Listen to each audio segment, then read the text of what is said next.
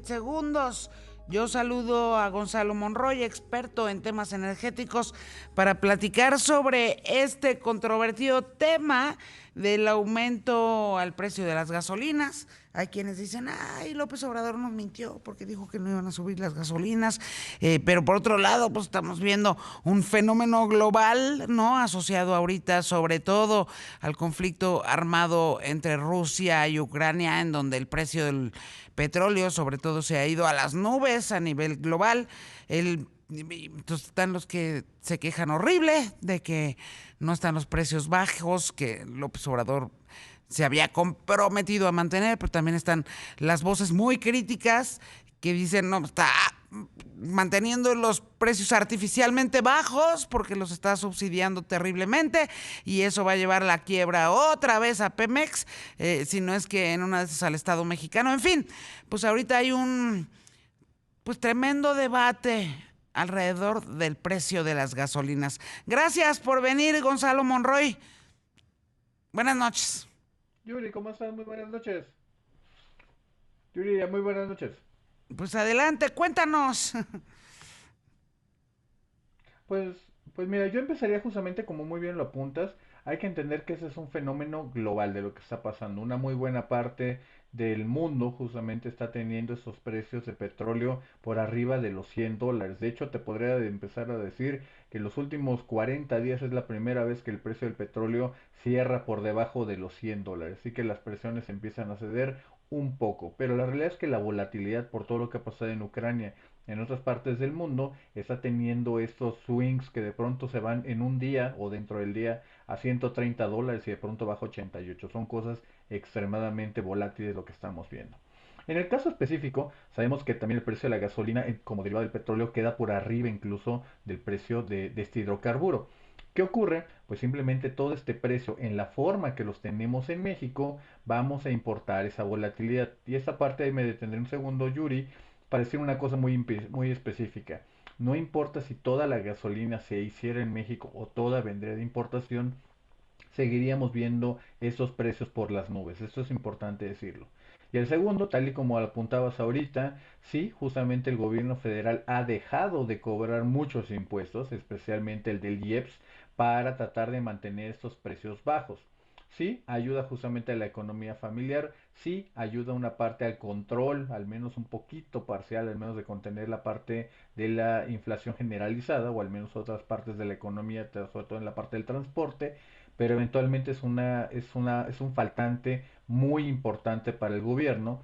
Se habían presupuestado para este año más de 330,000 millones de pesos y es muy probable que terminemos con una recaudación considerablemente más baja. Se está hablando de que apenas se recaudaría poco más de 100,000 millones de pesos.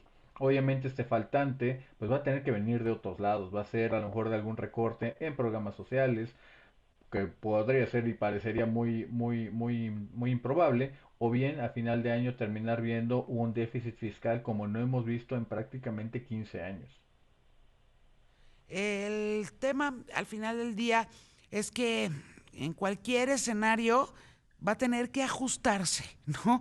O sea, no va a ser posible mantener artificialmente bajos los precios de la gasolina sin generar, digamos, pues unas heridas sangrantes en otros tantos terrenos de la realidad y necesidades de este o cualquier estado, pues, ¿no?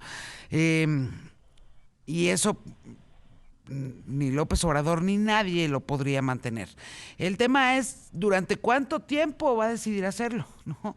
O sea, quienes dicen, pues antes de que sea la consulta de revocación de mandato, no ocurrirá que los precios de la gasolina en México adquieran, digamos, el nivel real de mercado que deberían de tener hoy en día. Pero lo cierto es que eso va a terminar teniendo un impacto también sí o sí y lo sabemos porque ha ocurrido centenar de ocasiones en la historia de México, va a terminar teniendo pues un impacto real en los productos más básicos, o sea, hasta en la canasta básica, porque cada que suben los combustibles, efectivamente sube todo lo demás. Efectivamente, justamente Yuri, ahí lo que vemos es la correa de transmisión que te platicaba es la parte del transporte. Obviamente, precios más altos de la gasolina le impacta sobre todo a los hogares, pero en el caso, por ejemplo, del diésel le pega todo lo que es transporte de mercancías, que puede ser desde productos terminados, manufacturas, pero también la parte de todo transporte, sobre todo de alimentos, carnes, legumbres, vegetales, frutas. Y obviamente esto va a llevar a precios más altos. Muy bien lo apuntabas en un principio. Esas correas de transmisión, pues lo vemos en diferentes partes. No hemos visto, por ejemplo, cómo a principios de año, principios de febrero, vimos los precios muy altos de los limones, también lo vimos del aguacate.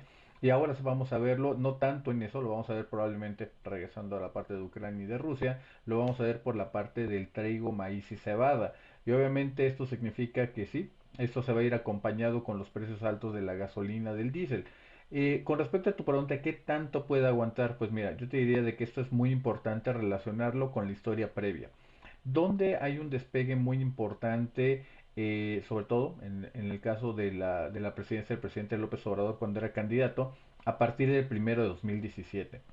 ¿Qué ocurre ahí? Ocurre precisamente la liberalización de precios. Cabe recordar, o mucha gente se acordará, que es cuando vimos el precio de la gasolina brincar de una noche a otra de 17 pesos a poco más de 21.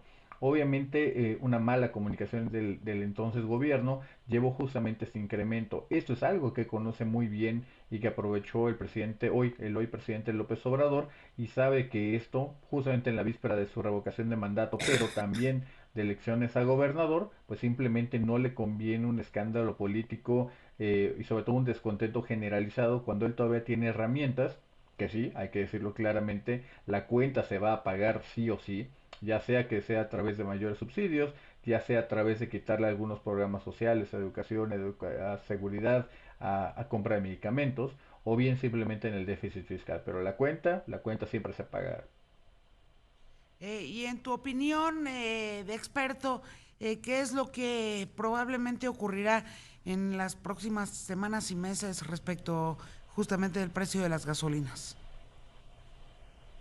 Mira, yo esperaría, y justamente vamos a seguir viendo una volatilidad gigantesca todavía, Yuriria, en el mercado internacional. Esto no parece ser que vaya a solucionarse en un mediano plazo.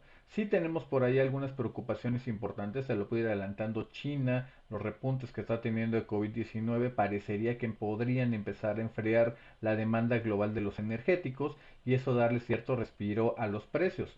Ciertamente también está en juego de Ucrania y que eso escale una parte mayor y lleve un involucramiento ya de Europa y especialmente de la OTAN, que obviamente dispararían los precios muy probablemente y quizás de una forma conservadora por arriba de los 120 o quizás $130 y amenazaría una recesión global. Obviamente esto no hay soluciones sencillas, todas van a tener un costo, todas tienen un costo humano también, obviamente. Así que yo te diría de que esto simplemente tendremos que acostumbrarnos a la volatilidad y ver cuánto tiempo el gobierno puede aguantar esta medida y hasta cuánto tiempo puede aguantar las finanzas públicas.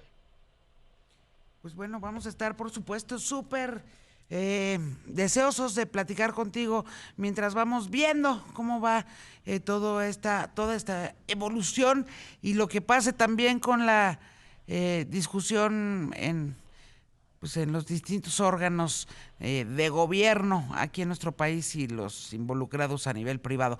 Muchísimas gracias por esta conversación, Gonzalo. Que tengas muy buena noche. Yo diría, te mando un enorme abrazo a ti, a